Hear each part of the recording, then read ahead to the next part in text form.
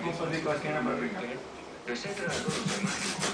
Vanderlei Luxemburgo saiu do Santos bicampeão brasileiro em 2004 e Real Madrid.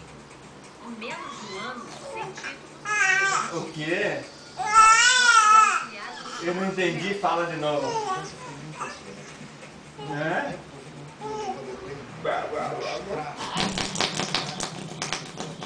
Você trabalhar com 10 não é fácil. O torcedor europeu, principalmente do grande clube, Eu vi que a mãe dela estava perguntando, eu acho. tenhamos a obrigação Como? de fazer da noite para o dia Nossa! a equipe jogar um futebol, além de vencedor, um futebol fantástico.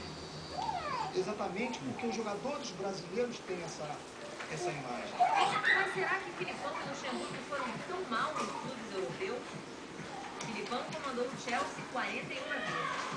Foram 24 vitórias, 12 empates e 5 derrotas. Um aproveitamento de 78%. Já Luxemburgo esteve à frente do Real Madrid. Ela bate as duas pernas mesmo.